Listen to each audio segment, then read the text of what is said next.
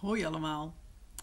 Ik zat eventjes op internet en toen kwam ik dus een verhaal tegen van een van mijn lievelingsauteurs. Ik ga even een boek van hem pakken. Moment.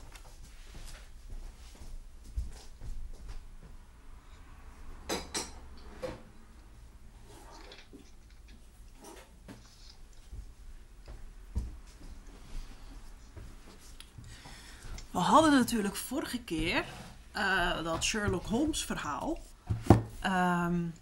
Dat was A Story of a Case in Green Velvet of iets in die richting. In elk geval, die was echt super gaaf. Die was van Neil Gaiman. En toen noemde ik dus dit boek, Good Omens. Wat trouwens ook een fantastische serie is. Hele korte serie, 4 of 5 afleveringen. Echt gaaf. Maar die had dat dus samengeschreven met Terry Pratchett. En die is vooral bekend van de Discworld boeken. Dit is een van de allerbeste, Mort. Discworld is een fantasywereld, maar wat zoals alle fantasy, goede fantasy in mijn optiek in elk geval doet, is houdt ook een soort van spiegel voor en steekt ook een beetje de draak met onze maatschappij en onze wereld. Een beetje het fabelfenomeen. Hè? Als je naar dieren kijkt en er wordt iets verteld en het lijkt niet op jou, dan ben je meer bereid te zien dat er iets fout is dan wanneer ze zeggen, hé, maar dit ben jij. In elk geval, ik las dus een artikel dat Terry Pratchett's vroege verhalen van vroeg in zijn carrière uitgebracht worden. Die man is overleden. Trouwens ook een fantastische documentaire over hoe hij om is gegaan met zijn Alzheimer. En een kort verhaal staat in The Guardian van vandaag. Ik zit ondertussen ook even op mijn andere laptop dingen te doen. Dus als ik een beetje... Sorry daarvoor, maar ik wilde dit zo graag nu met jullie delen. De link staat natuurlijk onder in de video. Zodat je mee kan lezen als je wil. Komt-ie. The Tropnecian invasion of Great Britain. Tropnecia is a very small country, somewhere in the Tusharoon Islands, but once upon a time, it very nearly conquered Great Britain. In AD 411, when the last of the Romans had just left, a small Tropnecian sailing ship that happened to be passing spotted the coast of England and thought it would be a good place to conquer. That was how things were done in history. As soon as you saw a place, you had to conquer it.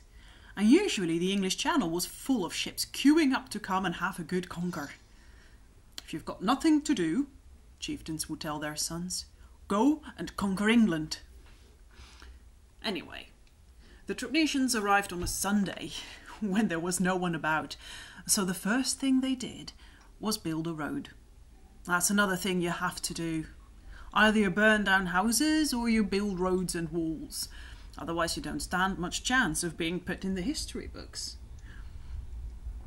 Tropnecian roads can always be recognised because they never go in straight lines. The roads were all designed by the famous Tropnecian architect, General Bulbous Hangdog. He wasn't very good at drawing straight lines. Too very good on the corners, but very bad on the straight lines. So all the roads were a little wobbly. At that time, England was full of Picts, Scots, Druids, Angles, Saxons, Vikings, Stonehenges, wet weather, and various kinds of kings, the most famous of which was King Rupert the Never Ready of Wessex. He was never ready for anything, which was why England kept getting conquered. People would say, are you ready to fight the Vikings if they conquer us? And he would say, no, I don't think so. And the next thing you knew, Vikings were all over the place, burning down houses. That was all pretty miserable in those days. By the time the Tropnecian army had marched into King Rupert's castle, he was feeling more never ready than usual. Are you Romans? He said, poking his head out of his bedroom window. No, we're Tropnecians, said General Hangdog. We came, we saw, we conquered. It's people like you who ruin history, grumbled King Rupert. The Anglo-Saxons come after the Romans and they're not here yet. No one ever said anything about Tropnecians. Wait your turn. And with that, he banged the window shut and went back to bed. The Tropnecians felt rather stupid, standing around with everybody looking at them. They thought perhaps King Rupert had a point. Maybe they weren't supposed to be there. This is all wrong. I'm going home, said General Hangdog. My feet are wet. It had been raining very hard for a very long time by this point. Well, that's England for you. If you're going to invade a place, please do check the weather forecast.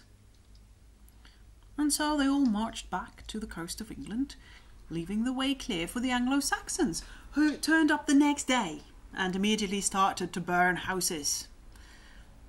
And so history was allowed to get going again.